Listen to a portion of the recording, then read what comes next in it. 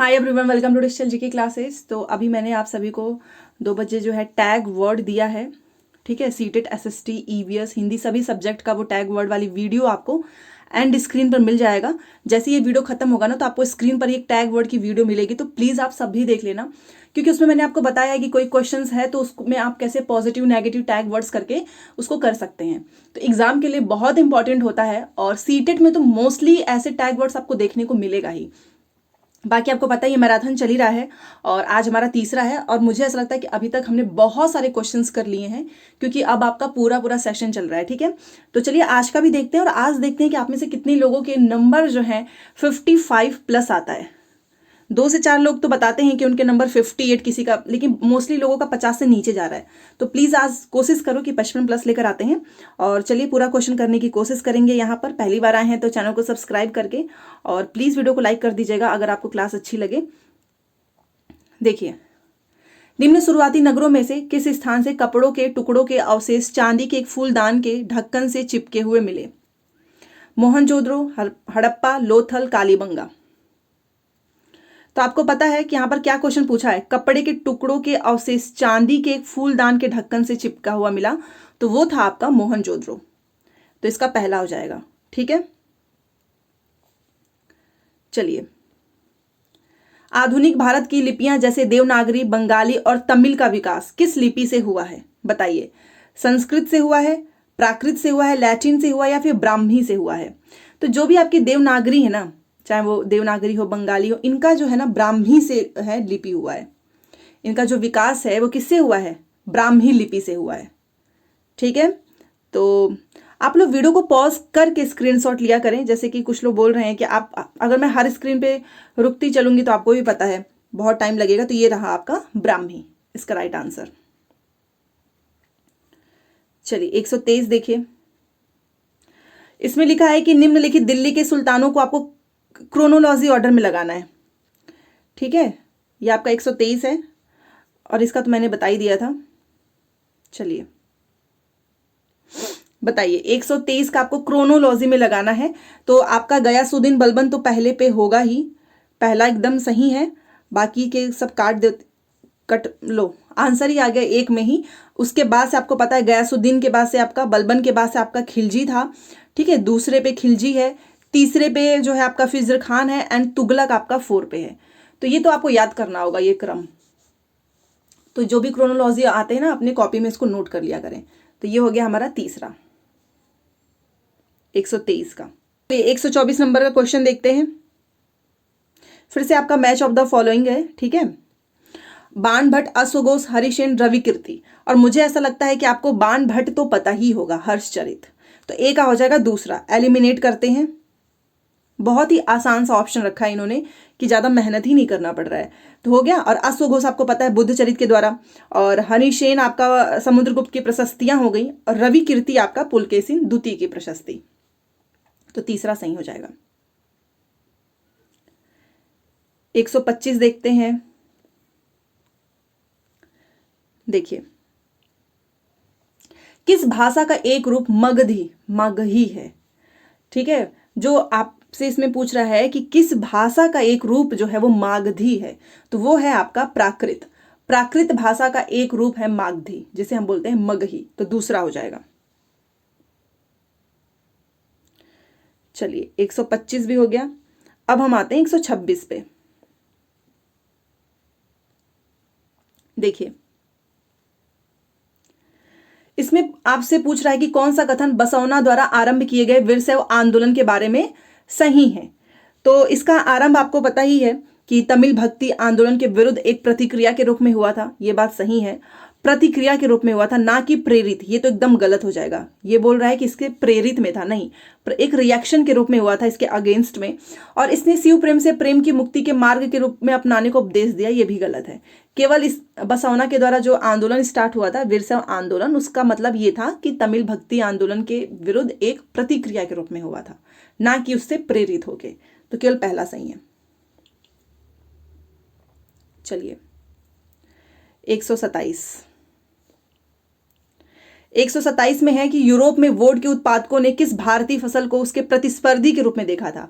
और ये हमने पूरा एक नील की खेती, नील के चैप्टर में ही पढ़ा था कि कैसे नील का जब डिमांड बढ़ा तो कंपटीशन के रूप में इसको लोग देखने लगे थे। तो ये है, और इसमें फ़ायदा बहुत होता था, आपको पता है, बट ये ज़मीन के लिए अच्छा नहीं है क्योंकि इससे बंजर हो जाती थी ज़मीन। तो ये है इंडिगो, ऑप्शन नंबर 4। 128,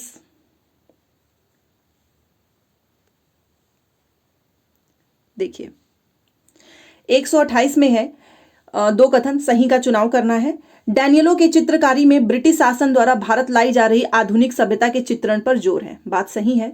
डैनियल ने अपने सुरमय प्रदृश्य चित्रकारी में भारत के प्रारंभिक जीवन को पूर्व आधुनिक, निरंतर तथा गतिहीन प्रस्तुत किया। गतिहीन, तो ये भी बात सही है।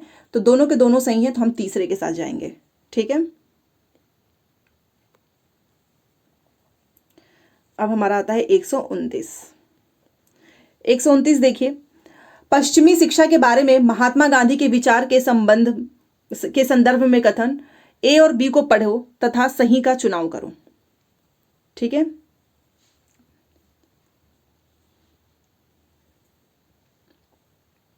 चलिए, तो पश्चिमी शिक्षा के बारे में पूछा जा रहा है। तो आपको पता है कि गांधी जी तो भारत के पश्चिमी शिक्षा के विरुद्ध थे और वह सोचते थे कि औपनिवेशिक शिक्षा ने भारतीयों के मस्तिष्क में हीनता का बोध पैदा कर दिया है। तो व्याख्या भी एकदम सही है, तो हम जाएंगे तीसरे के साथ। ये सारा आपका कंटेंट है अभी, ठीक है, हिस्ट्री का जो भी आपने पढ़ा होगा। तो ये तो वही है कि याद है तो ठीक है। तो आपने जो भी मैंने एनसीईआरटी कराई है उसी में से डायरेक्ट ये क्वेश्चन पूछे जा रहे हैं। अब ये हमारा 130, 10 क्वेश्चन हमारे यहाँ पे कंप्लीट होते हैं। अंग्रेजों द्वारा 1905 में बंगाल विभाजन का मुख्य कारण क्या था? क्या बंगाल उस समय एक बहुत बड़ा प्रांत था, बंगाल के लोगों की मांग ही थी, या फिर प्रशासनिक सुविधा के लिए, या फिर बंगाल के राष्ट्रवादियों के प्रभाव को कम करना तथा बंगाल के लोगों को विभाजित करने के लिए? आपको पता है कि 1905 में जो बंगाल विभाजन हुआ था उसका मेन चीज यही था कि जो इनका प्रभाव है ना उसको कम करो और लोगों को ही बांट दो, बस यही एक रीजन था। तो ऑप्शन नंबर 4। 131 देखिए,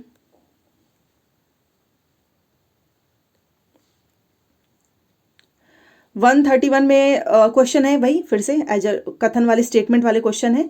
सही विकल्प का चयन करना है। कांग्रेस के मध्यम मार्गी धड़े ने ब्रिटिश शासन के अधीन सरकार और शासन में भारतीयों को और ज्यादा प्रतिनिधित्व दिए जाने की मांग उठाई थी और मध्यम मार्गियों को यह लगता था कि अंग्रेज स्वतंत्रता व न्याय के आदर्शों का सम्मान करते थे। दोनों की दोनों स्टेटमेंट सही है, कथन और कारण दोनों ही सही है और व्याख्या भी सही है। जिसे लग रहा हो कि अरे ये क्या लिखा है, तो प्लीज एनसीईआरटी जरूर पढ़ना, क्योंकि एनसीईआरटी अगर हम नहीं पढ़े हैं ना तो एक दो क्वेश्चंस तो आप प्रीवियस ईयर क्वेश्चन से कर लेंगे, बट कहीं ना कहीं आप कंटेंट में फंस जाएंगे, क्योंकि देखो ये जो चीजें लिखी गई हैं ये सब एनसीईआरटी से तो पूछा है। तो ऑप्शन नंबर 4। चलिए, अब ये हमारा 132।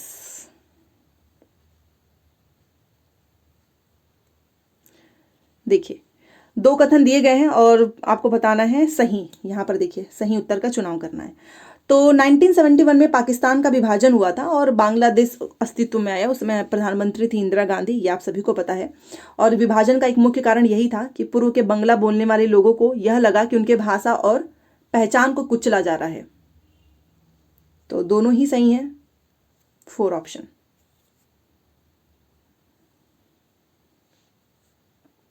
उसके बाद से हमारा 133 आ गया। देखिए 133 में श्री नारायण गुरु ने जाति समानता आंदोलन की शुरुआत की। केरल, कर्नाटक, महाराष्ट्र में एक परमेश्वर के विचार को बढ़ावा देने के लिए, जाति विविधता के विचार को समर्थन देने के लिए, पश्चिमी शिक्षा को बढ़ावा देने के लिए।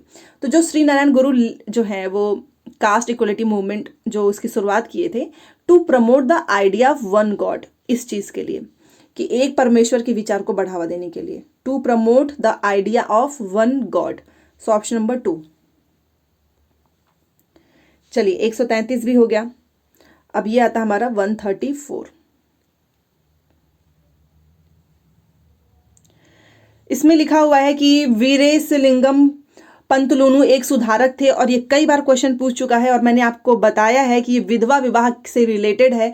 कहीं पर भी वीरेशलिंगम पंतलू का नाम आएगा तो इसका मतलब यही है कि मद्रास प्रेसिडेंसी के तेलुगु भाषी इलाके से आते थे, जिन्होंने विधवा विवाह के लिए अभियान चलाया। ठीक ना, इन्होंने कैंपेन चलाया था फॉर विडो री मैरिज। तो याद रखना ये वीरेशलिंगम बहुत इंपॉर्टेंट है, कई बार पूछा गया है। सो दूसरा, फिर से आपका स्टेटमेंट क्वेश्चन 135 देखिए, सही वाला बताना है कि जिस मैदान पर हम खड़े हैं उसमें धीरे धीरे गति हो रही है। ठीक है, ये बात सही है। पृथ्वी के अंदर होने वाली ये जो लगातार गति है वो आंतरिक व बाह्य प्रक्रियाएं उत्तरदायी हैं। तो रीजन भी एकदम सही दे रहा है, मतलब व्याख्या भी एकदम सही किया है। तो हम जाएंगे पहले के साथ। देखिए 136 नंबर का क्वेश्चन है कि match the column of country with the column of latitudes. ये कंट्री है India, Republic of Congo, Chile. इसका मिलान करना है आपको। लैटिट्यूड मतलब अक्षांश से, equator, Tropic of Cancer, Tropic of Capricorn. तो देखते हैं पहले इक्वेटर का क्या हो जाएगा। तो आपको पता है कि इक्वेटर का हमारा हो जाएगा रिपब्लिक ऑफ कॉन्गो, तो ए का हो जाएगा दूसरा, तो एलिमिनेट कर देते हैं साथ में। उसके बाद से आपका इंडिया, तो सभी को पता ही होगा कि इंडिया का हमारा जो है ट्रॉपिक ऑफ कैंसर हो जाता है, कर्क रेखा, और जो बच गया चिली तो आपका हो गया ट्रॉपिक ऑफ कैप्रिकॉन मतलब मकर रेखा। तो इस तरीके से हमारा कौन सा ऑप्शन सही हो जाएगा, ए का दूसरा और बी का पहला, तो ऑप्शन नंबर 4। तो 136 का आपका 4 ऑप्शन सही हो जाएगा। ठीक है, चलिए इसको एक बार हम हिंदी में भी देख लेते हैं। सॉरी, 4 ऑप्शन सही है। अक्षांश देश है आपका, ए का दूसरा हो जाएगा, बी कर्क रेखा भारत से हो जाएगा और मकर रेखा चिली से हो जाएगा। तो इस तरीके से अक्षांश और देश का हमने मिलान कर लिया है। ठीक है, 137 देखिए, इसमें लिखा हुआ है दोनों कथन के बारे में पढ़ो, सही का चुनाव करो। पृथ्वी जो है ना हमारी, मान लो ये पृथ्वी वो मध्य में थोड़ी सी चपटी है तथा ध्रुवों पर उभरी हुई है। गलत, पृथ्वी ध्रुवों पे चपटी हुई है, आपने देखा होगा, और यहां पर उभरी हुई है बीच में। तो बी वाली लाइन एकदम सही है, ज्योग्राफी का क्वेश्चन है, और ए हमारा गलत। तो 4 ऑप्शन। चलिए अब फिर से एक क्वेश्चन 138 वाला देख लेते हैं। जब ग्रीन बीच पर 6:30 पूर्वाह्न बजे होंगे तो 11:30 पे किस देशांतर पर बजा होगा। तो ये क्वेश्चन आप देख सकते हो यहाँ पे, और ये एक ही क्वेश्चन पूछेगा, मैंने हमेशा से कहा है आप सभी से। तो इसका राइट आंसर हो जाएगा 75 डिग्री ईस्ट। ठीक है, इसके लिए आपको ज़्यादा परेशान नहीं होना है, आता है तो ठीक है, नहीं तो एक ही आएगा, एक से ज़्यादा नहीं आएगा। और मैं कोशिश कर रही हूँ कि इसको, ये वाले भी सारे क्वेश्चंस को मैं एक बार एक्सप्लेन कर दूँ अच्छे से बोर्ड पे। देन आपका 139 देख सकते हैं आप, निम्न में से कौन सा अन्य से भिन्न है। Savanna, campos, llanos, prairie. ये घास के मैदान है, तो बताइए। तो इसमें अलग हो गया हमारा प्रेरी, ऑप्शन नंबर 4। 140 देखिए,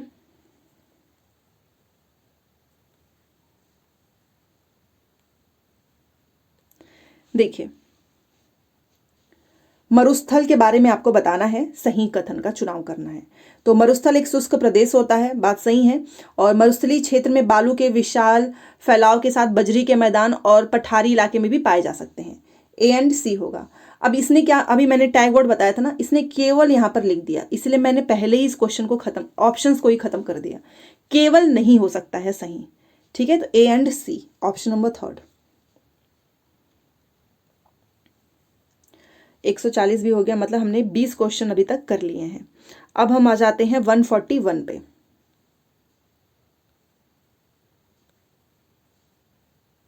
देखिए 141 का देखते हैं। शैल के बारे में दिए गए कथन पर विचार करो। पृथ्वी की परपटी बनाने वाले खनिज पदार्थ के किसी भी प्राकृतिक पिंड को शैल कहते हैं, एकदम सही है। और आग्नेय शैल मैंने आपको बताया ही है कि मैग्मा से बनता है। दक्कन पठार ग्रेनाइट से बना है, ये गलत है। ग्रेनाइट से क्या बना है कमेंट करके जरूर बताएं। First option will be right. 142 देखिए, आतपन तो आपको पता होगा ना, insolation is influenced by cloud, latitude, water vapour and dust. तो आतपन प्रभावित होता है बादल के द्वारा, लैटिट्यूड के द्वारा, या फिर जलवाष्प के द्वारा। तो तीनों के ही द्वारा होता है, ए, बी एंड सी। यहां पर भी आप देख सकते हो क्लाउड, अक्षांश और वेपर इन तीनों के ही द्वारा प्रभावित होता है, तो ऑप्शन नंबर 4। 143 देखिए,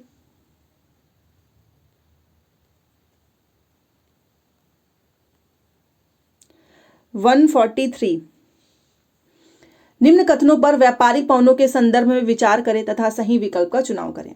व्यापारिक पवनों के बारे में अनुमान नहीं लगाया जा सकता, ये सिर्फ सर्दी में चलती है, गलत।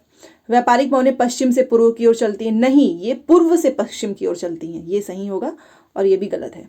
तो इसका हो जाएगा कि व्यापारिक पवनें पूर्व से पश्चिम, ईस्ट टू वेस्ट, ठीक है। तीसरा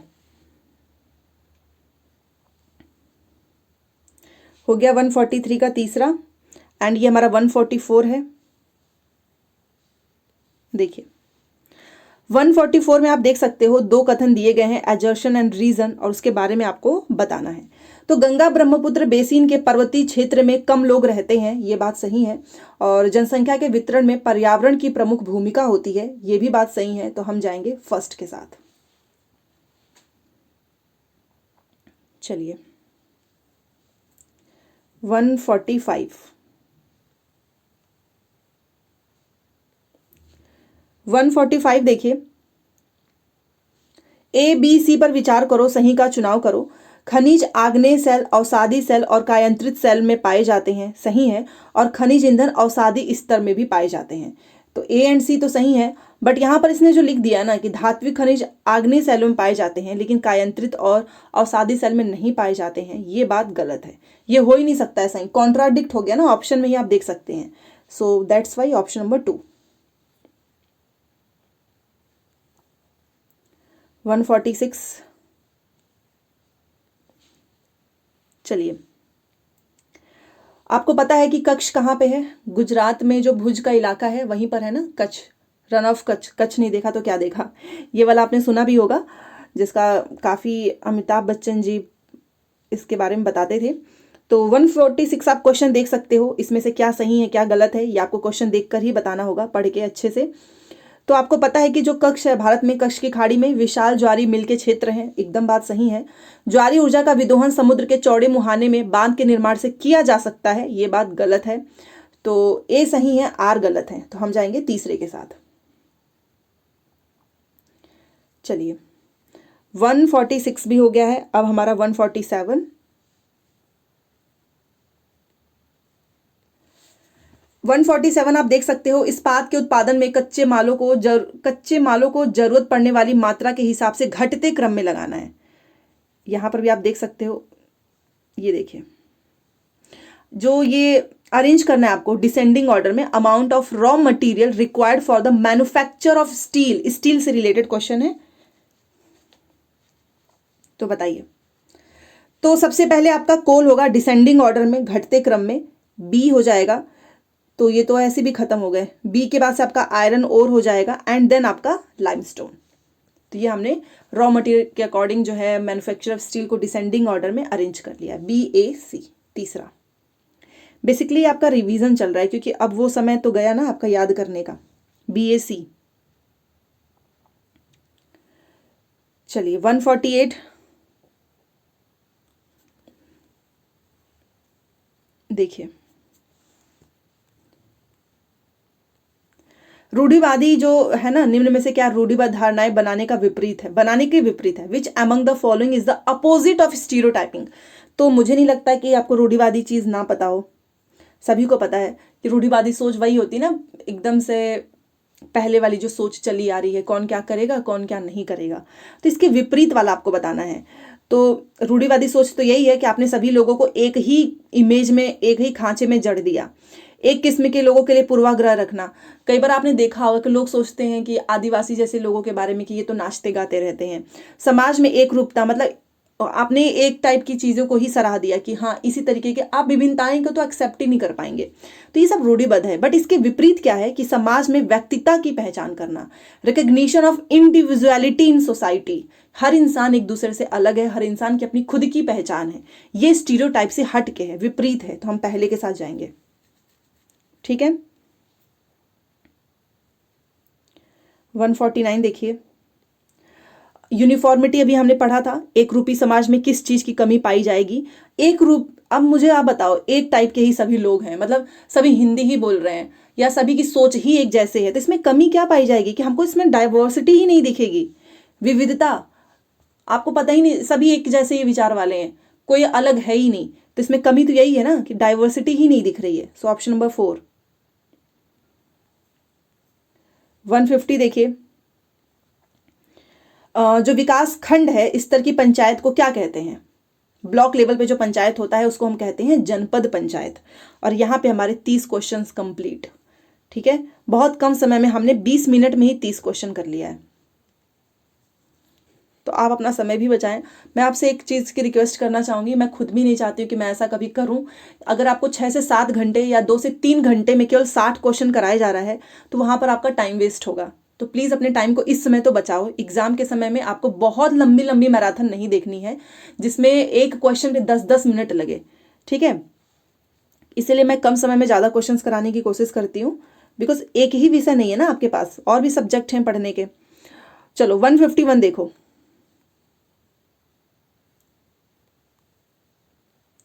अमेरिका में महिलाओं को मतदान का अधिकार 1920 में प्राप्त हुआ। तो जो नीचे दिया गया कथन है इसमें से कौन सा वाक्य सही नहीं माना जाएगा।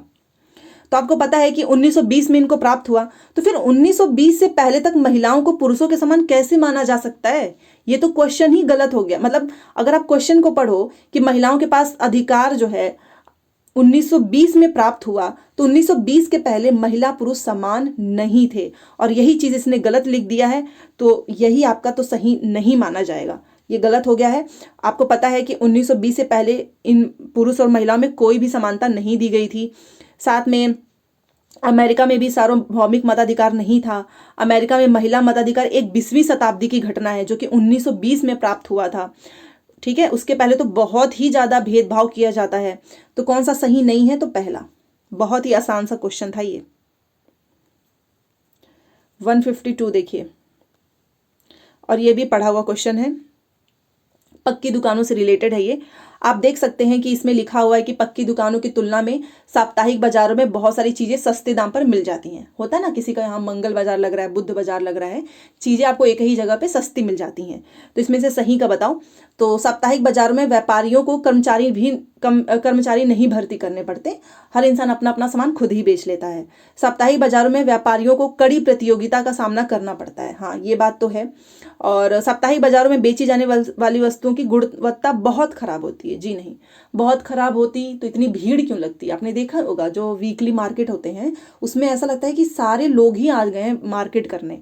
सस्ते होते हैं, साथ में वहां पे आपको अच्छी अच्छी चीजें मिल जाएंगी। तो ओनली ए एंड बी, तीसरा। चलिए 152 हो गया। अब ये हमारा 153 कुछ ज़्यादा ही लेंदी क्वेश्चन ये वाला हो गया है। हाँ, एक मिनट देखिए 153। 1990 के दशक में मध्य प्रदेश में तवा मत्स्य संघ, मछली आपको पता है मध्य प्रदेश का है, द्वारा संचालित संघर्ष निम्न में से किस अधिकार को सुनिश्चित करने के लिए चलाया गया था। तो ये हमने पढ़ा भी था कि ये जीविका के आधार के लिए था। ठीक है, मत्स्य पालन जो था वो जीविका के अधिकार से रिलेटेड था, ना कि सूचना, ना कि भूमि उत्पाद, ना ही वन उत्पाद। तो फर्स्ट ऑप्शन आपका सही हो जाएगा। ये हमारा 154। राज्यसभा के अधिकांश सदस्यों का चुनाव किया जाता है राज्य के लोगों के द्वारा या फिर राजनीतिक दलों द्वारा जो बहुमत दल का विरोध करते हैं, विभिन्न क्षेत्रों के निर्वाचित सदस्यों या मंत्रियों द्वारा, विभिन्न राज्यों की विधानसभाओं के निर्वाचित सदस्यों द्वारा। तो बताइए इसका राइट आंसर। 154। तो आपको भी पता है कि जो राज्य के अधिकांश सदस्यों का चुनाव विभिन्न राज्यों की विधानसभाओं के निर्वाचित सदस्यों के द्वारा किया जाता है। सो ऑप्शन नंबर 4। ठीक है, 155। और ये तो सभी को पता होगा, इंटरनेशनल वुमेन्स डे कब सेलिब्रेट किया जाता है? 8 मार्च को। ठीक है, चलिए ये तो आसान सा क्वेश्चन है, एक डेट से क्वेश्चन पूछा है। 8 मार्च अंतर्राष्ट्रीय महिला दिवस मनाया जाता है। 156 देखिए,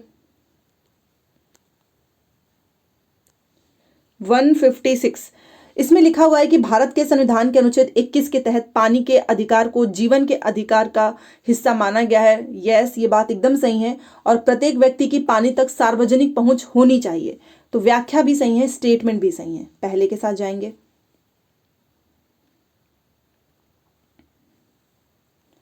157 देखिए, निम्न में से कौन सा संवैधानिक प्रावधान राधा को मध्य प्रदेश से दिल्ली आकर काम करने में के समर्थ बनाता है? कि मतलब मैं मध्य प्रदेश से दिल्ली जाकर काम कर सकती हूं और ये मेरा फंडामेंटल राइट है, मेरा मौलिक अधिकार है। ठीक है, कहीं पर भी कोई भी जाकर नौकरी कर सकता है। पहला। 158 देखिए, इसमें है कि उच्चतम न्यायालय जो हमारा सुप्रीम कोर्ट है द्वारा दिए गए DK बासु दिशा निर्देश निम्न में से किसके बारे में है? तो वो था गिरफ्तारी और पूछताछ के दौरान पुलिस द्वारा मानी जाने वाली प्रक्रियाएं। ठीक है, ये तो आपको पता ही होना चाहिए कि जो DK बासु जो गाइडलाइंस है वो laid down by supreme court, और वो किससे रिलेटेड था कि जो प्रोसीजर होता है ना फॉलोड बाय द पुलिस, किसी को आपको गिरफ्तार करना है, पूछताछ करना है, तो इससे रिलेटेड था ये। तो ऑप्शन नंबर फर्स्ट। 159 देखिए, 159 देखिए, gendering caste through a feminist lens की लेखिका कौन है? नाम आपसे पूछ रहा है। जेंडरिंग कास्ट ये जो है ना, इसकी लेखिका कौन है? तो है उमा चक्रवर्ती। दूसरा, जो क्वेश्चन आए आप स्क्रीनशॉट ले सकते हैं, कॉपी में नोट कर सकते हो। 160, और आप खुद बताओ, ये हाशियाकरण वाला क्वेश्चन तो इतनी बार हर एक क्वेश्चन में पूछता है, जितने भी मैंने अभी तक सेट करवाए हैं ना सभी में पूछा हुआ है ये। सामाजिक हाशियाकरण के बारे में बताओ। तो आपको पता ही है कि कई व्यक्ति हाशियाकरण का अनुभव कर सकते हैं क्योंकि लोग अलग अलग भाषा बोलते हैं, और हाशियाई समूह जो है शक्तिहीनता और पराजय का एहसास अनुभव करता है, ये भी बात सही है। हाशियाकरण प्रायः राजनीतिक, सामाजिक, आर्थिक दायरे में किसी एक में महसूस किया जाता है। नहीं, एक में नहीं, सभी में हो सकता है ये। तो तीसरा छोड़ के A एंड B, तीसरा। ठीक है, देन आप 161 पे आ जाएंगे।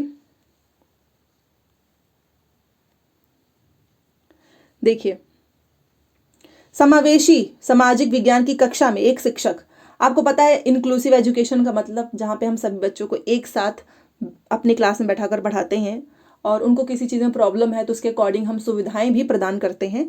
तो इसका मतलब ये है कि विश्वास करेगा कि प्रत्येक बच्चे के पास उसकी शक्ति क्षमताओं के अनुसार सीखने की संभावना है। कि हम ये सोचेंगे कि हर बच्चा अपनी स्पीड से आगे बढ़ता है, ये थोड़ी ना कंपेयर करेंगे कि ये इतना तेज हो गया, तुम इतने कमजोर क्यों हो। केवल वाली तो स्टेटमेंट ही गलत हो गई।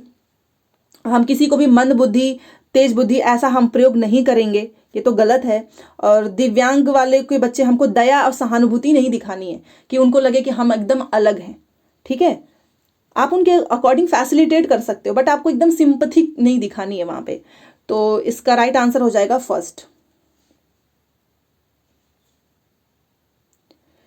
161 हो गया। 162 देखिए,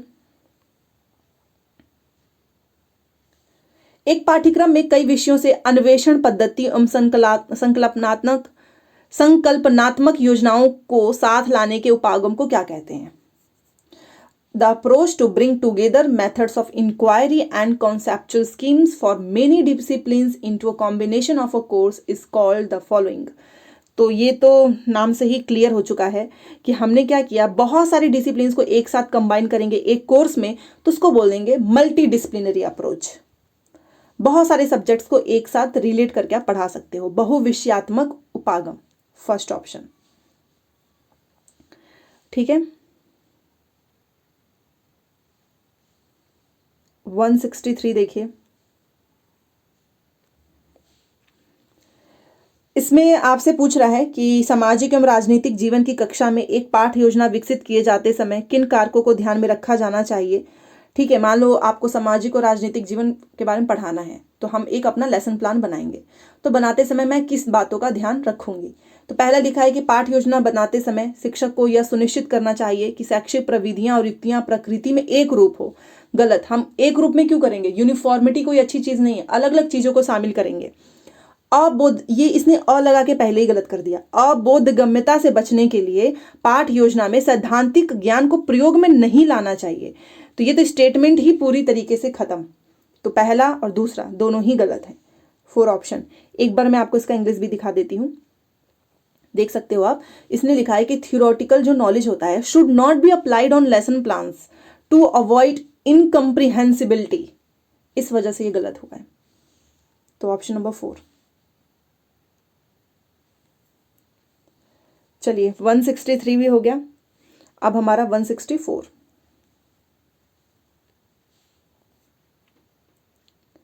देखिए पाठ के अंत में आपको पता है ना क्वेश्चंस दिए गए होते हैं, वो क्यों दिया गया था, उसका क्या रीजन है, पाठ्य वस्तु को किस हद तक आत्मसात कर लिया है, मतलब कि बच्चों ने कितना समझा है, उस क्वेश्चंस के माध्यम से हम आकलन कर सकते हैं, उपयोग में लाया जा सकता है। पाठ में उठाए गए मुख्य संप्रत्यों को पूरा करते हैं तथा विद्यार्थियों को अपने शब्दों में समझाने हेतु प्रोत्साहित करते हैं। तो यही दोनों रीजन है जो कि एकदम सही है। तीसरा, चलिए अब हम 165 पे आते हैं।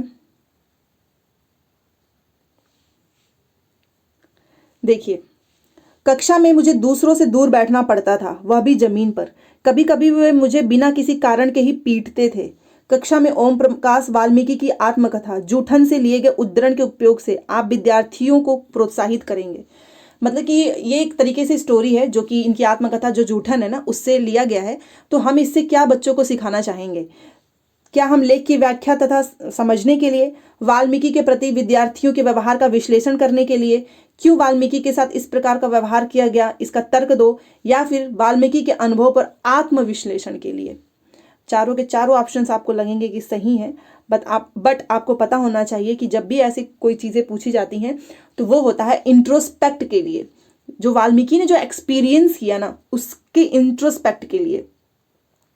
ठीक है, सो ऑप्शन नंबर 4। आप मतलब खुद से हम विश्लेषण करेंगे ना कि ऐसा अगर होगा किसी के साथ तो कैसा फील होगा, नहीं करना चाहिए। जो हमें खुद पे ना अच्छा लगे हमें वो दूसरों के साथ नहीं करना चाहिए। So that's why 4 option. 166 देखिए, विद्यार्थियों को यहाँ पर आप देख सकते हो युद्ध की विभत्सता के बारे में कुछ समझ अर्जित करने के लिए एवं शांतिपूर्ण विकल्पों को सुझाने में समर्थ बनाने के लिए एक शिक्षक क्या तृतीय विश्व युद्ध, मतलब वो बोल रही है कि क्या तृतीय विश्व युद्ध टाला जा सकता है, पर 2 सप्ताह के अध्यापन का आयोजन करता है। उनके अध्ययन के समय विद्यार्थी विविध विषयों से सूचना का प्रयोग करते हैं। तो ये जो नीचे एग्जाम्पल्स दिए गए हैं क्या है, मतलब in order to make students gain some understanding about the horror of wars, मतलब जो लड़ाइयाँ होती हैं इसका वो कितनी खतरनाक होती हैं इसके बारे में समझ पैदा करने के लिए, and to be able to suggest peacefully alternative, और इसके एक अल्टरनेटिव भी है कि सजेशन की अगर ना हो तो शांति भी हो सकती है। और teacher organise 2 weeks of teaching around the question can world war 3 be prevented, क्या उसको रोका जा सकता है। तो इस टाइप की चीज़ें जो हम पूछ रहे हैं इसे हम मतलब अध्ययन के समय तो विद्यार्थी विविध विषयों से सूचना का प्रयोग करते हैं। तो द एबव अप्रोच, ये जो हमने अप्रोच किया है ये किसका एग्जाम्पल है, क्या इंटरडिसिप्लिनरी है, इंटरडिसिप्लिनरी में तो मल्टीपल चीज़ें हम जोड़ते हैं, ये नहीं होगा। ना ही ये कोई यूनिट अप्रोच है, ना ही ये मल्टी डिसिप्लिनरी है, और ये इंटीग्रेटेड हो सकता है। ठीक है ना, हमने क्या कर दिया, ये सारी चीज़ें पूछ के समावेशी उपागम का एग्जाम्पल है ये। ठीक है, इंटीग्रेटेड, इंटीग्रेटेड का मतलब आपने अभी मैंने आपको बताया था ना जिसे हम एकीकृत भी बोलते हैं, बट आप हिंदी में भी देखो समावेशी उपागम, दूसरा इसका सही हो जाएगा। ठीक है, तो 166 का आपका दूसरा हो गया। 167 पे आ जाते हैं। 2 कथन दिए गए हैं, दोनों के बारे में सही बताना है। लोग संकल्पनाओं और सामान्यीकरण का जो कॉन्सेप्ट है, जो जनरलाइजेशन है, उसका उपयोग करते हुए अपने अनुभव के अर्थ निकालते हैं। जी हाँ, और सामाजिक विज्ञान की कक्षा में संकल्पनाओं का जो विकास है सामाजिक राजनीतिक वास्तविकताओं के विश्लेषण की क्षमता पर बल होना चाहिए, बजाय मात्र सूचना को स्मरण रखने। यस, मतलब स्मरण से याद रखने के बजाय आप उसको विश्लेषण पे फोर्स कराइए, एनालाइज करवाने की कोशिश करवाओ। ठीक है, ना कि रटवाने पे। तो दोनों की दोनों बातें सही हैं, तो हम जाएंगे दूसरे के साथ, और ये इसका मूलाधार भी है। ठीक है, देन हम आ गए 168 पे। देखिए, सामाजिक विज्ञान की एक शिक्षिका मौसम विषय पर अपने विद्यार्थियों को प्रमाण आधारित जांच में संलग्न कराना चाहती है, तो कौन सा योजना इसमें शामिल होगा? पहला है कि विद्यार्थियों को स्थानीय समाचार पत्र से 10 दिन की मौसम रिपोर्ट लिखने का सुझाव दो। ये बात एकदम सही है, क्योंकि हम मौसम से ही रिलेटेड प्रमाण चाहते हैं। कक्षा में जलवायु परिवर्तन पर चित्र दिखा दो, मतलब वृत्त चित्र दिखाओ। बट इससे क्या होगा, हमको तो प्रमाण चाहिए ना, तो प्रमाण के लिए तो आंकड़े चाहिए, ना कि हमको उसका कोई वृत्त चित्र। बच्चों को मौसम पर गाने के लिए कह दो कि मौसम पर गाने एकत्रित करो। ठीक है, अब जो भी मौसम से रिलेटेड गाना, तो उससे कौन सा प्रमाण मिल रहा है? तो इसका केवल पहला सही है।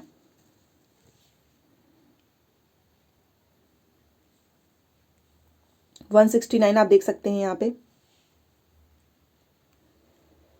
निम्न कथनों पर विचार करो, सही विकल्प का चयन करो। 169, ऐतिहासिक सिनेमा बनाने पर अध्ययन में एक ऐतिहासिक वृत्त चित्र आपका द्वितीयक स्रोत होगा, और जो आपका इंसाइक्लोपीडिया है वो प्राथमिक स्रोत है। दोनों की दोनों बातें गलत है। इंसाइक्लोपीडिया आपका प्राथमिक कैसे हो गया? ये तो आपका द्वितीयक है, ये तो हो ही नहीं सकता। और साथ में जो हम in study of making of a historical cinema, a historical documentary will be secondary source, तो ये सेकेंडरी नहीं, ये प्राथमिक होगा, उल्टा लिख दिया है। तो दोनों की ही दोनों चीजें गलत हैं। स्टेटमेंट 1 और 2 आर फॉल्स। ठीक है, चलिए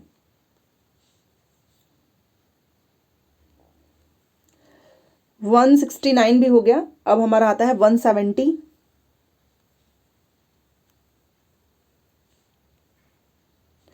यहां पर आप देख सकते हैं 170 में सामाजिक विज्ञान के प्रति कौन सी धारणाएं हैं जिन्हें प्रभावी कक्षा विनियोजन के साथ दूर किया जा सकता है। इंग्लिश भी देख लीजिए। देखिए, What are the perceptions surrounding social science that can be dispelled with effective classroom engagement? मतलब कि इसमें से ऐसी जो 3 नीचे लिखा ना ABC, इसमें से कौन सी ऐसी धारणाएं हैं जिन्हें हम प्रभावी कक्षा विनियोजन के साथ दूर कर सकते हैं? तो बताओ इसका राइट आंसर क्या होगा? पढ़ लिया होगा आपने। तो यह अव्यवहारिक है और यह बस यंत्रवत कंठस्थ करने के बारे में है, और इसे समस्या समाधान के कौशल की जरूरत नहीं होती है। तो तीनों की तीनों ही चीजें हैं, तो हम जाएंगे 4 के साथ।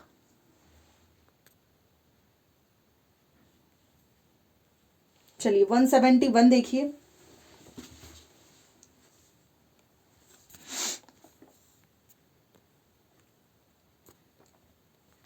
देखिए,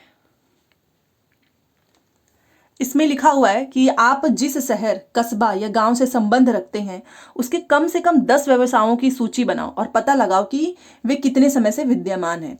तो ऐसा प्रश्न विद्यार्थियों की किस समझ को आंकने का प्रयास करता है? बताइए, निरंतरता को, जटिलता को, विषमता को? इंग्लिश भी देख सकते हैं आप।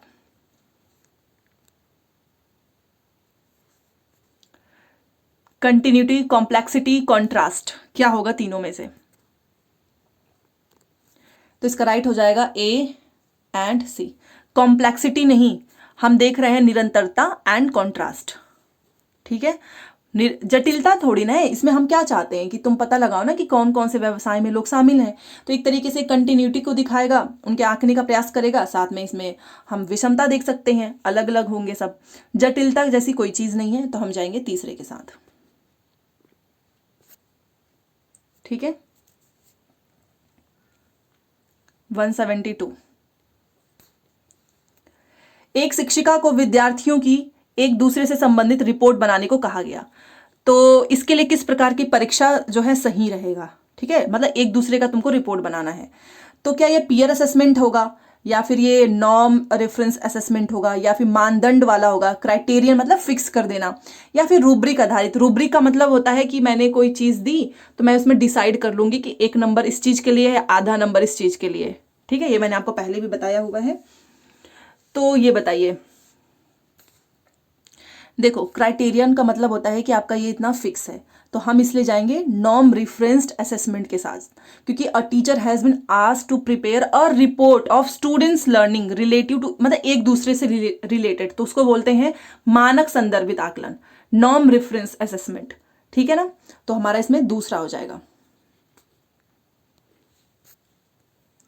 चलिए 172 भी हो गया, अब ये हमारा 173। मिडिल स्तर पर सामाजिक विज्ञान की एक शिक्षिका अपने विद्यार्थियों को हमें वनों की आवश्यकता क्यों है विषय पर प्रोजेक्ट करने को कहती है। तो विद्यार्थियों को निम्न में से किस एक्टिविटी में संलग्न होने की अपेक्षा है, इन तीनों से रिलेटेड। तो आखिर में हमारे लिए वन क्यों जरूरी है, तो इसके लिए लकड़ी से बने विभिन्न उत्पादों के नमूने इकट्ठा करो, हाँ ये सही है। और भारत में पाए जाने वाले विभिन्न वन क्षेत्रों को मानचित्र पर दर्शाना तथा चर्चा करना। और मैंने आज आपको बताया है कि चर्चा करना एक पॉजिटिव टैग वर्ड है, मैंने टैग वर्ड भी लिखवाया है। तो दोनों की दोनों बातें सही हैं, हम जाएंगे तीसरे के साथ। चलिए 173 भी हो गया, अब हम आते हैं 174 पे।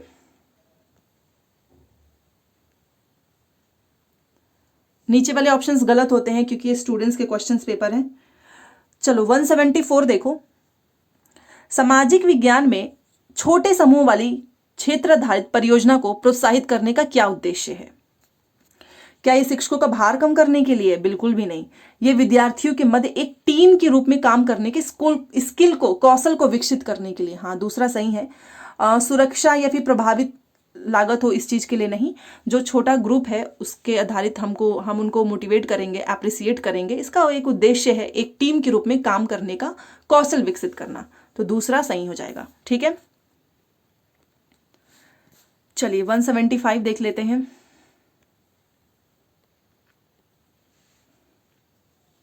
देखिए, निम्न में से किस प्रश्न से छात्र के व्यवहारिक ज्ञान की जांच की जा सकती है।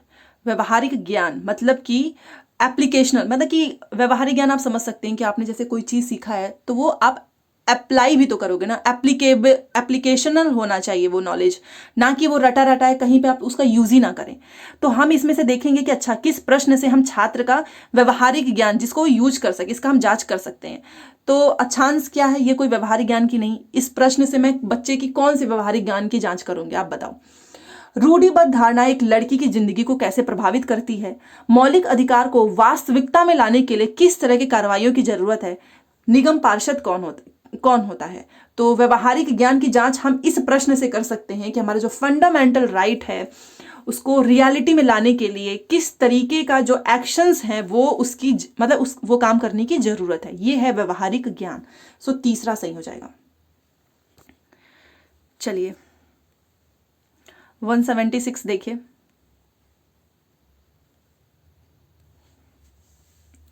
वन 176 में है कि सामाजिक विज्ञान में विवादास्पद मुद्दों को पढ़ाते हुए एक शिक्षक को किन बातों का ध्यान रखना चाहिए, मतलब जिसपे कंट्रोवर्सी हो सके तो हमें क्या ध्यान में रखना चाहिए।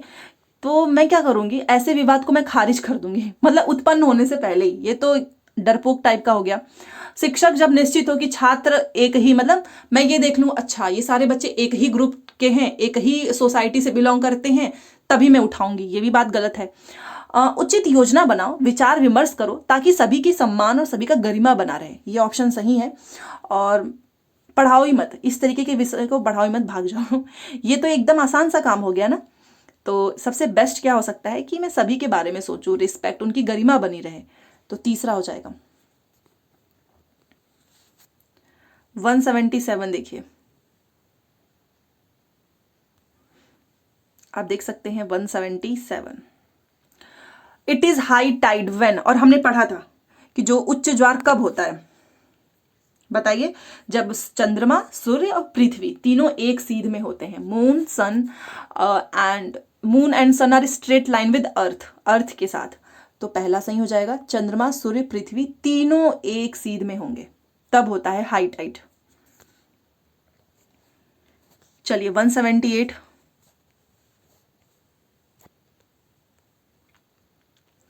देख सकते हो आप कोरियोलिस प्रभाव, जहां उत्तरी गोलार्ध में बल पानी को बाधित करता है और उसे दाईं ओर प्रभावित करता है, को समझने के लिए विद्यार्थियों को निम्न में से किससे परिचित होना चाहिए। तो पृथ्वी का जो रोटेशन है उससे परिचित होना चाहिए, पृथ्वी के घूर्णन व अक्ष, पहला हो जाएगा सही। ठीक है, एक बार मैं आपको इसका इंग्लिश भी दिखा देती हूँ। देख सकते हो आप कि हमको जो कोरियोलिस प्रभाव है ना उसको समझना है। ठीक है, कि ये on a current where force intervenes and cause water to move right in the northern hemisphere, which of the following concept should the students be familiar with rotation and axis of the earth. तो इसका पहला हो जाएगा सही, geography का question है ये।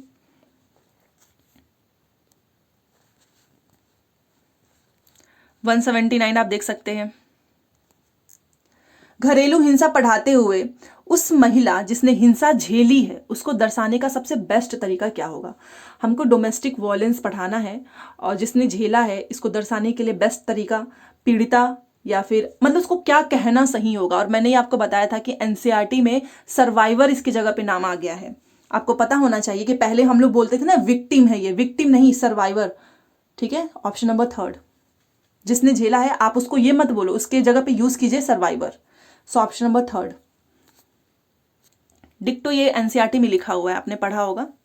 Separation of religion from state leads to, सबसे पहले तो कहीं पर भी धर्म को लेकर कोई चीज नहीं होनी चाहिए। ठीक है, तो यहां पर बात किया जा रहा है कि देखो हम धर्मनिरपेक्षता है, यहां पर हम जो है हमारे लिए सारे धर्म बराबर हैं, आप जानते ही हैं। तो राज्य से अगर आप धर्म का पृथक्करण कर दो, मतलब उसको अलग कर दो, राज्य से धर्म, सभी इंसान है, सभी का धर्म समान है, ऐसा नहीं, किसी एक धर्म पे फोकस नहीं करना चाहिए। तो ये किस ओर लेकर जाएगा, सबसे पहले क्या करेगा, प्रिवेंट करेगा, रोकेगा, जो भी ट्रायनमी होती है मेजोरिटी में, बहुसंख्यक जो भी विवाद होते हैं उसको रोकेगा, फंडामेंटल राइट्स जो है उसके उल्लंघन को रोकेगा, democratic functioning of the state, अच्छे से काम होगा डेमोक्रेटिक पे, यही होगा। Prevention of occurrence of communal riots, ये नहीं, केवल A B C यहाँ पे सही होंगे। अभी हिंदी में अच्छे से समझा देती हूँ, देखिए यहां पर बात हो रही कि राज्य से धर्म का पृथक्करण, कोई भी राज्य है अगर आप वहां से धर्म का पृथकीकरण करते हैं, अलगाव करते हैं, सेपरेशन करते हैं, तो ये हमको किस ओर ले जाएगा, बहुसंख्यकों की निरंकुशता से बचाव की ओर लेकर जाएगा, मौलिक अधिकारों के उल्लंघन से बचाव करेगा, राज्य के लोकतांत्रिक कार्यविधि की ओर लेकर जाएगा। ठीक है, क्योंकि डेमोक्रेटिक हम कंट्री में रहते हैं, आपको पता ही है, धर्मनिरपेक्षता का ही मतलब है कि आपके लिए सारे धर्म बराबर हैं। बाकी ये नहीं कि आप सामुदायिक दंगों की घटनाओं पर रोकथाम करें, जी नहीं। तो A B C, ठीक है, पहला हो जाएगा। यहां पर देखो, निम्न में से कौन आपराधिक न्याय प्रणाली में मुख्य भूमिका निभाते हैं। तो चलो देखते हैं, न्याय प्रणाली कौन करेगा, जस्टिस, न्यायाधीश तो ऑब्वियस ही बात है, पुलिस भी, सबसे पहले तो लोग पुलिस के ही पास जाते हैं, और वकील भी। यहाँ ये तो कॉमन सेंस वाला क्वेश्चन था, तीनों की ही भूमिका है, तो हम जाएंगे 4 के साथ। ठीक है, चलिए 129, ये पॉलिटी के क्वेश्चंस बहुत आएंगे, याद रखिएगा। देखिए, किस संगठन ने उच्चतम न्यायालय में मैला उठाने की प्रथा के खिलाफ याचिका दायर की है, किस संगठन की बात हो रही है। ठीक है, तो किसने किया है, तवा, बताओ तवा मत्स्य संघ कहाँ पे है, मध्य प्रदेश में, मैंने बताया है। स्वच्छ फाउंडेशन, सफाई कर्मचारी आंदोलन, आरोग्य सेवा, याद रखना इसका बेड़ा किसने उठाया है, तो सफाई कर्मचारी आंदोलन। तो इन्होंने जो है उच्चतम न्यायालय में मैला उठाने की प्रथा के खिलाफ याचिका दायर की है, सफाई कर्मचारी आंदोलन ने। तीसरा सही हो जाएगा। ठीक है, 130, अब ये कुछ ज्यादा ही बड़ा हो गया है क्वेश्चन, चलो देखते हैं। कानून के संदर्भों में A तथा B को पढ़ो, मतलब A को पढ़ो और B को पढ़ो तथा पहचानो कौन सा कानून उपभोक्ताओं के हितों की रक्षा करता है, और सही विकल्प का आपको चयन करना है। तो चलो देखते हैं किस बात की हो रही, कानून उपभोक्ताओं के हितों की रक्षा करे, इस चीज की बात हो रही है। पहला लिखा है कि ऐसे कानून जो निश्चित करते हैं कि फैक्ट्रियां हवा या पानी को प्रदूषित नहीं करेंगी, क्या ये हितों की रक्षा होगी, आप मुझे बताइए। कि ये जो फैक्ट्रियां हैं वो हवा या पानी को तो ऑब्वियस ही बातें करती हैं, तो ये तो होगा ही नहीं, सही विकल्प का चयन करना है। कार्य स्थल पर बाल मजदूरी रोकने वाला कानून, ठीक है। विद्युत उपकरणों द्वारा सुरक्षा मानकों के अनुरूप होने को सुरक्षित करने वाले कारक, तो इसका राइट आंसर क्या होगा, तो इसका राइट आंसर होगा केवल C। ठीक है, ये रहा। अच्छा, यहाँ पे C भी होना चाहिए था, इन्होंने A तथा B को ही लिखा है। ठीक है, तो इसका राइट आंसर हो जाएगा C। इसलिए आप पहले तो क्वेश्चन पहचानो पूछ क्या रहा है, कानून के संदर्भ में कानून उपभोक्ताओं के हितों की बात हो रही है। ठीक है ना, कि हितों की रक्षा करता है, तो ये करेगा ना कि विद्युत उपकरणों द्वारा सुरक्षा मानकों के अनुरूप होने को सुनिश्चित करने वाला कारक। जैसे कि एक बार इंग्लिश में दिखाना चाहूं, देख लीजिए। तो 130 का देखिए, ध्यान से पढ़ लीजिएगा, इसमें क्या चीजें सही होंगी। तो यहाँ पर लिखा है A and B, context of law, identify which law protect the interest of consumers, consumers की बात हो रही है कि वो उसको प्रोटेक्ट करे, ठीक है। नहीं तो बहुत से लोग बोलेंगे law against child labour in work place, law ensuring electrical appliances meet safety standards, तो केवल सी इसमें सही है। और इसीलिए जब आप सी यहाँ पर देखते हैं तो आपको नीचे भी आना पड़ेगा, और फिर जब यहाँ पर आप आएंगे तो आपका सी यहाँ पे मिलेगा। तो इस तरीके से क्वेश्चंस को जो है बनाया जाता है लंबा चौड़ा, ठीक है, ताकि आप कंफ्यूज हो सके। चलिए, कंज्यूमर्स की बात हो रही थी इसलिए वो सही हो जाएगा। अब आ गए हम 131 पे। अब देखो 30 से 40 मतलब 60 में से आपके 40 तो हो गए एसएसटी वाले, जो पूरा हिस्ट्री ज्योग्राफी, और 20 पेडागोजी, वो भी तो आएगा ना, तो वो भी बीच बीच में इन्होंने डाला हुआ है, आप देख सकते हैं। चलो 131, इसमें पूछ रहा है कि सामाजिक विज्ञान के अध्यापन को किसी ऐसी पद्धति को अपनाने की आवश्यकता है जो रचनात्मक उपागम को प्रोत्साहित करे, बात एकदम सही है। आलोचनात्मक दृष्टिकोणों को मतलब क्रिटिकल थिंकिंग को प्रोत्साहित करे, भूत एवं वर्तमान के बीच संबंध रेखांकित करके करने में विद्यार्थियों को सक्षम बनाए, बात तीनों सही है। हम जाएंगे तीसरे के साथ। बहुत अच्छी बात लिखी है तीनों में, कुछ भी नेगेटिव नहीं है। कल आपको टैग वर्ड्स मिल जाएगा, ऐसा टैग वर्ड्स जो कि हर एक सब्जेक्ट में काम है, तो कल का वेट कर लेना, ठीक है। चलिए 132 देखिए, लिखा हुआ है 2 कथन दिए गए हैं, कथनों पर विचार करो और उपयुक्त विकल्प का चुनाव करो। यहां पर लिखा है कि ऐसा प्रायः देखा गया है कि सांस्कृतिक, सामाजिक एवं वर्ग की विभिन्नताओं के कारण कक्षा में पूर्वाग्रह पैदा होती है। जी हाँ, कल्चरल बैकग्राउंड, आपका लैंग्वेज, आपका कलर, हर एक चीज जो है देखा जाता है क्लास में। इसे होता है नहीं कि अरे अच्छा तुम्हारी ये लैंग्वेज है, तुम्हारी भोजपुरी, मराठी, ये सारी चीजें होती हैं, जिसको एक टीचर को जो है बहुत ही सेंसिटिविटी के साथ अच्छे से उनको डील करना चाहिए, ठीक है। दूसरा है कि विद्यार्थियों को गलत दिखाकर सही का निर्देश देकर शिक्षकों को जी नहीं, कभी भी हमको बच्चों को गलत नहीं दिखाना है, यहीं पे लाइन खत्म, आगे पढ़। हर हाल में आप बच्चों को कभी ये मत बोलो कि तुम गलत हो, नहीं, आप उसको समझाइए। कई बार आपने देखा होगा कि पूरे क्लास के सामने किसी एक बच्चे को उठाकर उसकी बेइज्जती कर दी जाती है, तो फिर उस बच्चे का मोरल डाउन हो जाता है। ऐसा कभी नहीं करना चाहिए। तो दूसरा तो गलत है, केवल पहला सही है। हम जाएंगे 4 के साथ, ठीक है। अभी आ गया 133।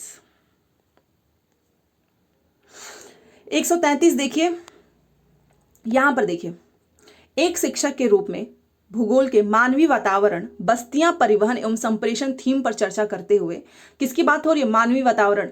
आप निम्नलिखित सामाजिक एवं राजनीतिक जीवन के किस थीम के साथ इसको जोड़ सकते हैं? तो चलो देखते हैं। लोकतांत्रिक सरकार के मुख्य तत्वों के साथ, जी नहीं, बात किस चीज की हो रही है? बात तो मानवीय वातावरण और बस्तियां, परिवहन की बात हो रही है। तो ये कहां से आ गया? उसके बाद से लिखा है कि ग्रामीण एवं शहरी प्रशासन के साथ, जी हाँ, ये होगा ही। पंचायती राज के साथ, ये भी नहीं होगा। यहाँ पर कोई आपका चुनाव या पंचायत ऐसी चीजें नहीं चल रही है। हमको वहां पर देखना है कि मानव का जो वातावरण है, जिसमें बस्तियां हैं, परिवहन है, संप्रेषण है, इस पे चर्चा करना है, ठीक है। सामाजिक और राजनीतिक जीवन के किस थीम के साथ जोड़ सकते हो? थीम की बात हो रही है। थीम अलग अलग निकलते हैं, आपने देखा होगा, बहुत सारे थीम निकलते हैं, सफाई अभियान हो गया, ऐसी ही चीजें हैं। उसके बाद से ग्रामीण एवं शहरी आजीविकाओं के साथ भी हम जोड़ सकते हैं, तो डी। तो हमारा राइट आंसर है 4, बी एंड डी, ठीक है। चलिए, हो गया हमारा 133। क्वेश्चन नंबर भी आप देखते जाइएगा ताकि आपको भी एक आइडिया लगे कितने क्वेश्चन हो गए। और नीचे वाले आंसर पे कभी ध्यान मत देना, ये गलत होते हैं, ठीक है। अब आ गया 134। चलो, आंसर जरूर बताना। आरक्षण के विषय पर चर्चा के समय एक शिक्षक को निम्न विचारों पर ध्यान केंद्रित करना चाहिए। सबसे पहले तो उसको समानता पे करना चाहिए, समता पे करना चाहिए, न्याय पे। ये रूढ़िवादिता को तो हमको चुनौती देनी है ना। रूढ़िवादी तो सबसे गलत चीज है, ये तो हो ही नहीं सकता है सही। तो इसका राइट आंसर होगा ऑप्शन नंबर 1। काफी आसान क्वेश्चन है, ठीक है। तो आसान क्वेश्चन भी मिलेंगे कि आपके स्ट्रेस को कम करे एग्जाम में, इसलिए आपको सब पे ध्यान देना है। अब ये है 135। देखिए कितने लंबे चौड़े क्वेश्चन है। 135 लिखा है कि एक उदाहरण है निम्न में से कौन सा बच्चों को गतिविधियों में संलग्न रखने का, ताकि वे जिए गए अनुभव के माध्यम से सीख सके। अच्छा, मतलब कि जो अनुभव जितने भी उन्होंने एक्सपीरियंस किया है उसके माध्यम से बच्चा सीखे। तो ऐसी कौन सी गतिविधि में आप बच्चों को संलग्न करेंगे? तो चलो देखते हैं। सबसे पहले तो विद्यालय में एक सहकारी अदला बदली वाली दुकान चलाकर सहकारी आंदोलन के बारे में सिखाना। जी हाँ, कि देखो ऐसे सहकारी आंदोलन चलता है तो आप वहां पे अपने विद्यालय में ऐसी दुकान चलवा दो। दूसरा लिखा है कि विद्यालय परिसर से सूर्य ग्रहण देखते हुए सूर्य के बारे में सीखना, ये भी हो सकता है। ये गतिविधियां ही तो है, यहाँ पे बच्चा जिएगा, अपने अनुभवों के माध्यम से सीखेगा भी। एक लेख पढ़कर डाकघर के बारे में सिखाना, जी नहीं, यहाँ पे बच्चा पैसिव हो जाएगा। लेख पढ़ा रहे हो, हम कभी भी कोई भी चीज़ कब सीखते हैं? अभी जैसे कि मैं आपको एक ना थोड़ी सी क्लिप दिखा दूं कि देखो ये जो है ये गाड़ी कैसे चला रहे हैं, यहाँ पे कोई लड़की है, ये देखो गाड़ी कैसे चला रही है, आप उससे सीखेंगे, इससे नहीं सीखेंगे। अगर मैं आपको खुद ये एक्सपेरिमेंट आपके साथ करवाऊं तो आप सीखेंगे अपने एक्सपीरियंस के माध्यम से, ये होती है चीज़, ठीक है। तो सी तो होगा ही नहीं। उसके बाद से लिखा है एक वृत्त चित्र देखने के पश्चात परिचर्चा एवं युद्ध क्षेत्र में अनुभवों को बनाना, जी हाँ, परिचर्चा कराओ, फिर युद्ध क्षेत्र में उन अनुभवों को बनाओ। तो ये बात सही है। तो हमारा सही आंसर क्या होगा? ए होगा, बी होगा, डी होगा। तो दूसरा अपने आप सही हो जाएगा, ठीक है। चलिए 136,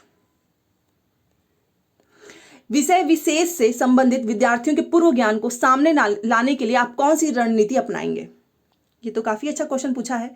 कथावचन तो कभी नहीं कराएंगे, निबंध में बच्चा पैसिव हो जाता है, प्रश्नोत्तर में आप प्रश्न पूछेंगे, बच्चा तो प्रश्न पूछ नहीं रहा है, तो बच्चा तो ऐसे ही पैसिव हो गया। तो उनके पूर्व ज्ञान को हमको सामने लेकर आना है, ठीक है। तो मैं क्या करूंगी? विचार मंथन करवाऊंगी। मैं कुछ ऐसा क्वेश्चन दूंगी कि जहां पे बच्चे का विचार मेरे सामने आए, इससे मुझे पता चलेगा अच्छा इस टॉपिक, जैसे कि मैं बच्चे से बोलूंगी ये बताओ पेड़ लगाना क्यों जरूरी है, तो बच्चा अपना विचार देगा, कहीं ना कहीं पढ़ा होगा तो, ठीक है। तो तीसरा सही हो जाएगा। चलिए 137,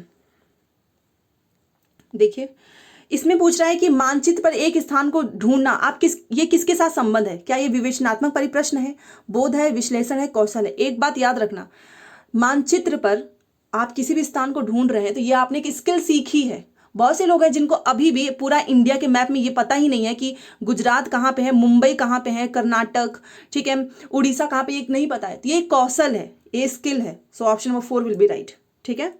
चलिए 137 हो गया। बट एग्जाम में क्वेश्चन आता ना तो आप ये कौशल तो बिल्कुल भी नहीं लगाते, आप यही लगा देते विश्लेषण, ठीक है, मैं जानती हूँ। बट इसका राइट आंसर है 4। हमारा हो गया 137। अब हम आ गए हैं 138 पे। देखिए मूलभूत अधिकारों के बारे में सीखने वाले उच्च प्राथमिक विद्यार्थी के लिए निम्न में से कौन सी न्यूनतम अर्थपूर्ण अधिगम प्रक्रिया होगी? न्यूनतम की बात हो रही है। एक चीज ध्यान दीजिएगा, क्वेश्चन में ना न्यूनतम अब डाल दिया एग्जामिनर ने। यहां पर देखिए देखो लिस्ट मीनिंगफुल, मतलब इंपॉर्टेंट तो सब है बट सबसे कम इंपॉर्टेंट कौन सा है, ऐसे क्वेश्चंस आएंगे। सबसे अधिक इंपॉर्टेंट किसका है, तो इस पे भी आपको ध्यान देना है। तो चलो देख लेते हैं कि न्यूनतम अर्थपूर्ण अधिगम प्रक्रिया होगी। देखो सचित्र उदाहरण का प्रयोग करो, बच्चों को सिखाना है तो एग्जाम्पल के साथ आप सिखाएंगे, वो भी डायग्राम के साथ बच्चा सीखेगा। अभिव्यक्ति की स्वतंत्रता अथवा कोई अन्य अधिकार को देखने के लिए भिन्न तरीकों को प्रोत्साहित करो, ये भी बात सही है।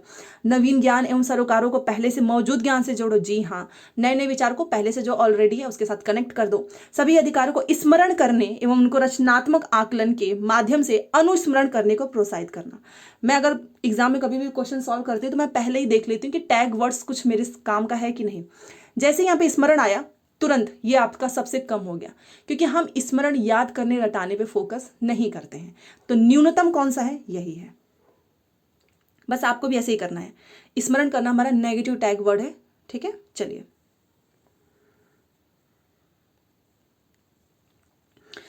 और एक चीज और है, कल भी आपको क्लासेस मिलेंगी, हिंदी की भी क्लास मैं सोच रही हूँ कि कल दे दूं आप सभी को। चलिए तो ये एक क्वेश्चन यहाँ पर है कि एक शिक्षक भोजन संबंधी आदतों को समझाने के दौरान भारतीय राज्यों की रूस के राज्यों के साथ केस अध्ययन पर परिचर्चा करता है। तो अधिगम के कौन पहलू पर वह बल दे रहा है?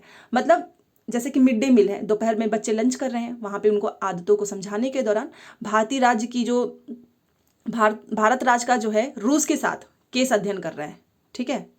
देखिए भारत का रूस के साथ, तो वो अधिगम के किस पहलू पर बल दे रही है? क्या वो समझा रही है? स्मरण तो बिल्कुल भी नहीं होगा, काट देना तुरंत। दूसरे देशों की संस्कृति की नहीं, हम कोई दूसरे देश की कल्चर का प्रशंसा नहीं कर रहे हैं, हम ये दिखा रहे हैं साक्ष्यों के माध्यम से, तुलना करने में भेद दिखला, हम दिखा रहे हैं कि देखो हमारा उस राज्य से, उस देश से हमारा देश कैसे अलग है, भेद दिखाने की क्षमता पैदा कर रहे हैं, बस इतना ही काम है। तीसरा सही हो जाएगा, ठीक है। 140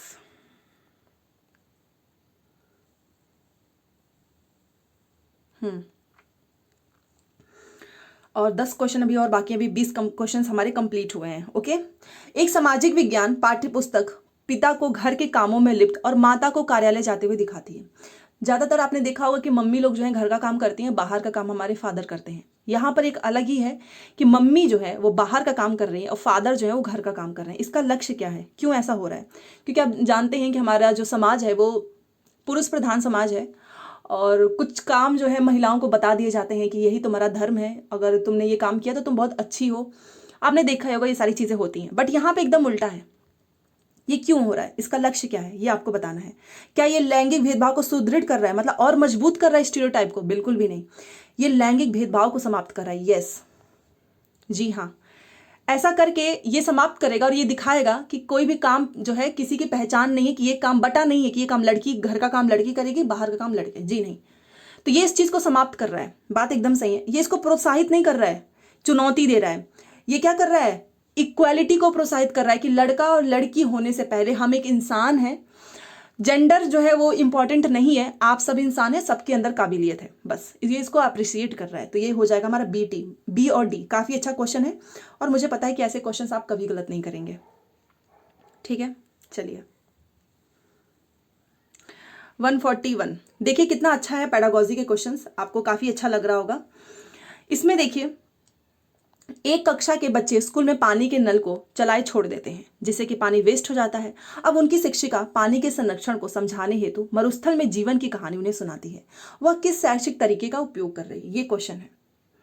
देखिए आप जानते हैं, हिंदी इंग्लिश भी दिखाई देती हूँ, तब तक देखिए कई बार ऐसा होता है कि हम घर में भी, इवन अगर कोई रेंट पे रह रहा है तो वो उतना वैल्यू नहीं करते हैं पानी का, उनको लगता है अरे ठीक है। बट वहीं अगर आपको कहीं पर पानी ना मिले, किसी दिन पानी ना आए, तो आपको बहुत ज़्यादा ऐसे लगता है अरे पानी तो कितना ज़्यादा वैल्यू है, पानी कितना कीमती है। ये सारी चीज़ें आती हैं। अब बच्चे ऐसा कर रहे हैं तो एज अ टीचर आप क्या करेंगे, आप उनको कैसे समझाएंगे, बस यही पूछ रहा है। तो मैं क्या करूँगी, अब मरुस्थल में जीवन की कहानी उनको सुनाऊंगी तभी तो वो समझ पाएंगे। तो मैं क्या करूंगी, वृत्तांत उपागम करूंगी, अवलोकनात्मक, ऑब्जर्व नहीं, ऑब्जर्व हमको नहीं करना, नहीं करना है, हमको दिखाना है बच्चों को। ना ही मैं कोई समस्या समाधान लेकर आऊंगी, ना ही मैं व्याख्यान, तो वैसे भी सही नहीं हो सकता है, यहाँ बच्चे पैसिव हो जाते हैं, निष्क्रिय हो जाते हैं। सबसे बेस्ट है कि पानी के संरक्षण को समझाने हेतु अगर मैं मरुस्थल में जीवन की कहानी उन्हें सुनाती हूँ तो ये मेरा कौन सा तरीका है, ये है मेरा वृत्तांत उपागम, पहला सही होगा। ठीक है, इंग्लिश भी देख लो, ये एक नैरेटिव मेथड है। चलिए फिर से जेंडर का ही क्वेश्चन है, सीटेट में जेंडर वाले क्वेश्चन बहुत आते हैं। प्रारंभिक स्तर पर लिंग आधारित मतलब जेंडर आधारित प्रकरण पढ़ाते समय कौन सी रणनीति अति उपयुक्त होगी, ये आपसे पूछ रहा है। तो संकल्पनाओं को परिभाषित करने के लिए आप बच्चों को परिचय दे दो। जी नहीं, ये कौन सा काम है, पढ़ाना है तो अच्छे से पढ़ाओ, ये तो फॉर्मेलिटी है। दूसरा है कि आप वाद विवाद करवाओ, डिबेट करवाओ, परिचर्चा में बच्चे भाग लेंगे तो ये ज़्यादा अच्छे से समझ पाएंगे। जी हाँ, अगर मेरे को कोई ऐसी टॉपिक पढ़ानी है ना, तो ये नहीं कि मैं रट्टा लगवा दूँ, जी नहीं, डिबेट करवाइए ना, वहाँ पे बच्चों की सोच पता चलती है, उन बच्चों को लगाए रखो। ट्रांसजेंडर व्यक्तियों पर चेतना बढ़ाने वाली नहीं, अधिगमकर्ताओं को विकिपीडिया, जी नहीं, ये सारे सोर्सेज बच्चों को निष्क्रिय बनाता है।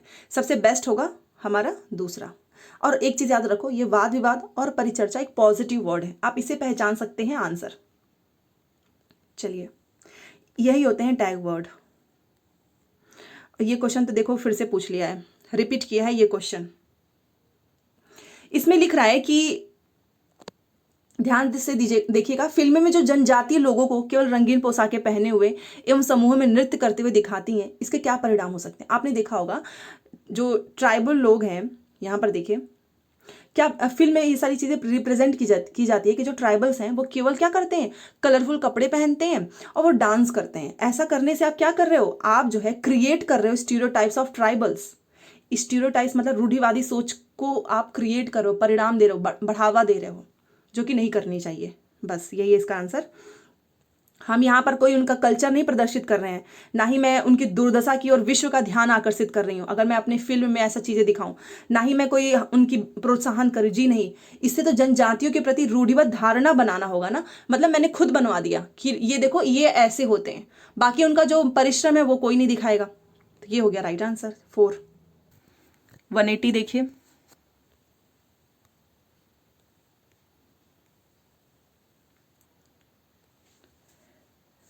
भारतीय लोकतंत्र में इक्वालिटी मतलब समानता विषय की आप कक्षा में कैसे चर्चा करोगे।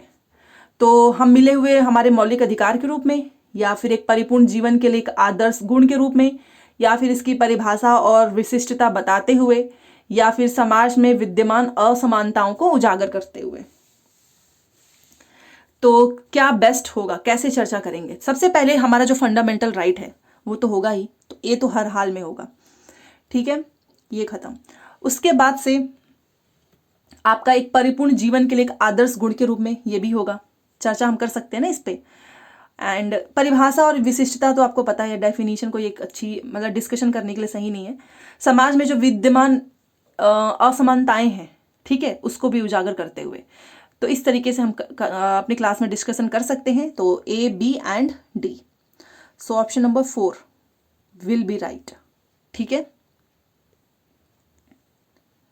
चलिए, तो ये था आज का सेशन, और अगर आपको क्लास पसंद आई हो तो प्लीज़ चैनल को सब्सक्राइब करके वीडियो को लाइक कर दीजिएगा, सो दैट आपको ऐसी ही क्लासेस मिलती रहें। एंड कोई भी डाउट होगा तो कमेंट में आप रिप्लाई मैसेज कर सकते हो। टैग वर्ड प्लीज़ देखना, अभी जस्ट आपको लास्ट में मिलेगा स्क्रीन पे ही, क्योंकि वहाँ से आपको बहुत हेल्प होगा, ठीक है। तो चलिए मिलते हैं नेक्स्ट क्लास में। Thanks for watching.